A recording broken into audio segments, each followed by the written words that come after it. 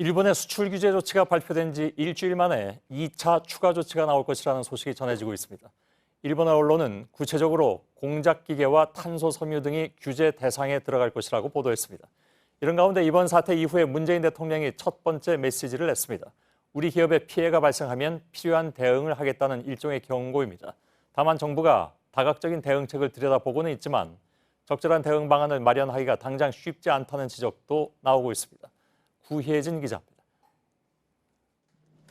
일본이 추가 수출 규제를 내놓을 시점을 정부는 18일쯤으로 보고 있습니다. 일본 정부는 강제징용 배상 판결 문제로 제3국의 중재위원회를 설치하자고 제안했는데 18일이 우리 정부의 답변 시한입니다. 현재로선 우리 정부가 답변을 하지 않을 가능성이 큽니다. NHK는 공작기계와 탄소 섬유로 규제를 확대할 수 있다고 품목까지 구체적으로 보도했습니다.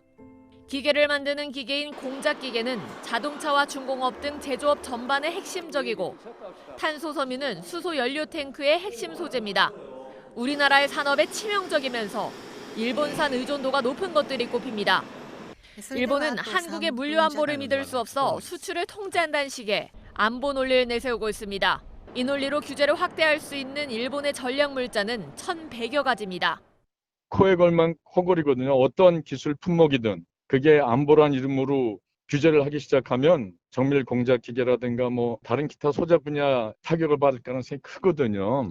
이런 가운데 문 대통령은 오늘 수석 보좌관 회의에서 차분한 외교적 해결을 강조했습니다. 다만 우리 정부도 대응 조치를 내놓을 수 있다고 경고했습니다. 한국의 기업들에게 피해가 실제적으로 발생할 경우 우리 정부로서도 필요한 대응을 하지 않을 수 없을 것입니다. JTBC 구혜진입니다. 이처럼 일본 언론들이 2차 수출 규제 대상을 구체적으로 거론하면서 우리 정부도 대비책을 고심하고 있습니다.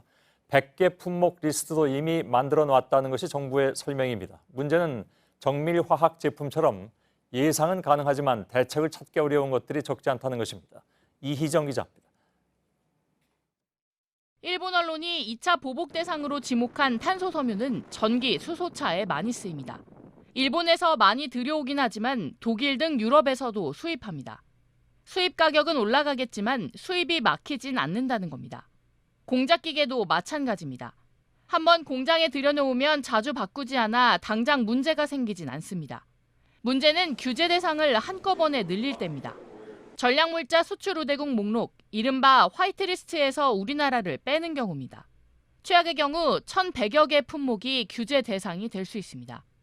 다만 일본 기업들의 피해도 커질 수 있어 현실적으로 쓰긴 어렵다는 관측입니다. 우리 정부는 이중 가능성이 높은 100개 품목을 꼽아 대비책을 만들고 있습니다. 문제는 당장 대책이 없는 품목들입니다. 정밀화학 원료처럼 일본이 원천 기술을 갖고 있는 경우엔 대체가 어렵습니다. 일본 의존도가 큰 일부 반도체 장비도 마찬가지입니다. 일본 측에 양자 협의를 계속 요구하고 있는 것도 이런 배경에서입니다. 기본적으로 응하겠다는 그 내용으로 왔고요. 그 구체적인 내용으로 언제 어떻게 할지에 대해서 일본 측의 반응을 현재 기다리고 있는 상황입니다. JTBC 이희정입니다. 오늘 문 대통령이 우리 기업이 피해를 보면 대응할 수밖에 없다고 했는데 사실 시간이 그리 많이 남지는 않은 것 같습니다. 일부 반도체 소재는 이달 안에 재고가 동날 수 있다는 말까지 나오고 있습니다. 삼성 측은 일본 업체들의 해외 공장에서 들여오는 우회 수입도 타진하고 있지만 쉽지는 않아 보입니다. 박영호 기자입니다. 어젯밤 일본에 도착한 이재용 삼성전자 부회장은 말을 아꼈습니다.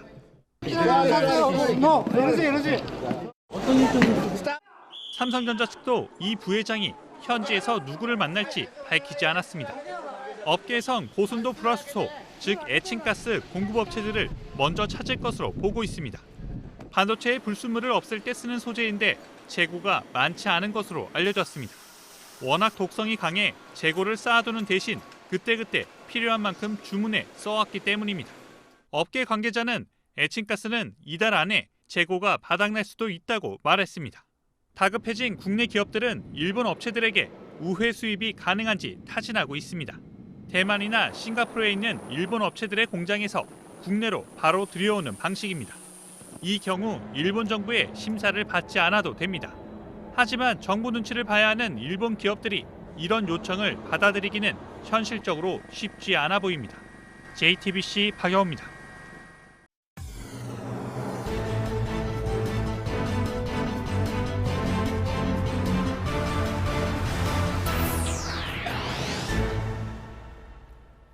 예, 뉴스룸의 앵커 브리핑을 시작하겠습니다.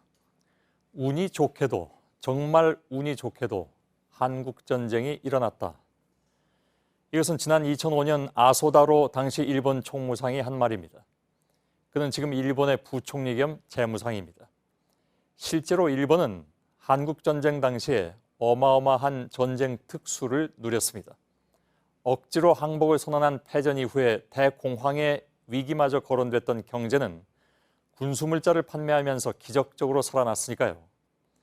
그 아소다로의 외조부이자 한국전쟁 당시 일본의 총리 요시다 시게루 역시 한국전쟁은 신이 일본에 내린 선물이다 이렇게 말하면서 가슴을 쓸어내렸다고 하죠. 한국전쟁의 최대 수혜자는 피 한 방울 흘리지 않고 막대한 부를 축적한 일본이었습니다.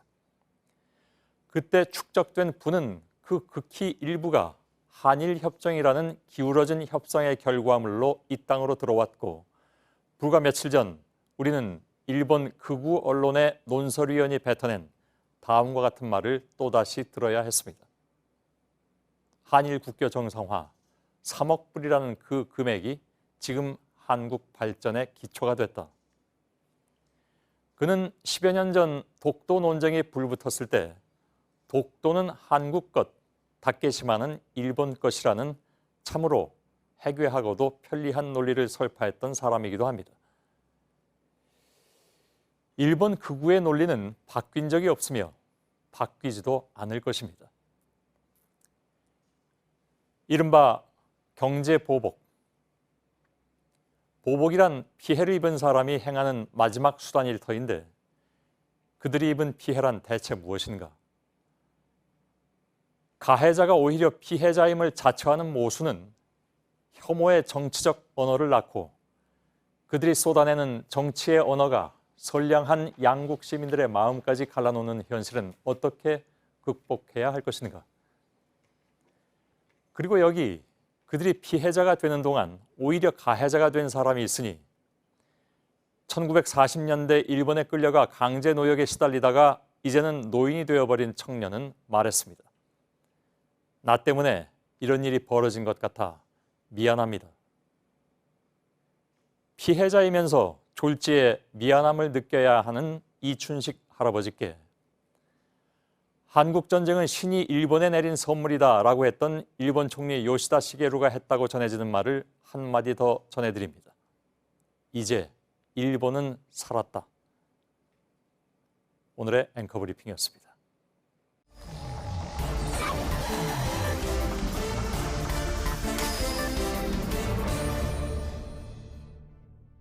세 번째 키워드 보죠. 세 번째 키워드는 당연한 친일 물음표로 잡았습니다. 예, 친일이 당연하진 않을 테니까 물음표를 붙였겠죠? 예. 예.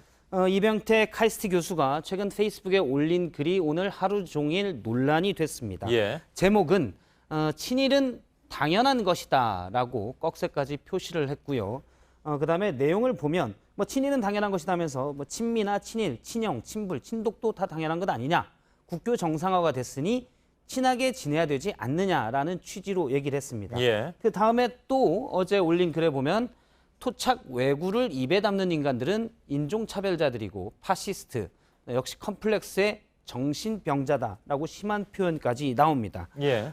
최근 일본의 경제 보복 관련해서 물론 이제 감정적인 대응을 하는 부분도 있고 일본 정부에 대한 비판 목소리도 높은데 어떻게 보면 토착 왜구의 목소리다라고 규정해서 얘기했기 때문에 부적절하다라는 지적도 나오고 있습니다. 예, 예.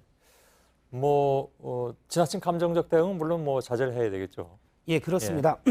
눈길을 끄는 것은 어제 이병태 교수가 한국당 토론회에서 했던 발언입니다. 잠깐 들어보겠습니다. 예. 국민들의 자존심을 자꾸 너무 아주 어린애 같은 자존심 이런 거에 의존하려고 하는 태도를 버렸으면 좋겠다 하는 거고요. 예, 원칙과 실리 둘 사이에서 중요한 지점을 찾는 게 쉽진 않지만 그런 부분을 둘 다 강조를 해야 되는데 피해자의 목소리나 원칙에 대한 목소리를 어떻게 보면 어린애 같은 자존심이라고 표현한 것입니다. 예. 이 때문에 적절하지 않다라는 비판 여론이 나왔습니다. 예, 알겠습니다. 여기까지 듣겠습니다.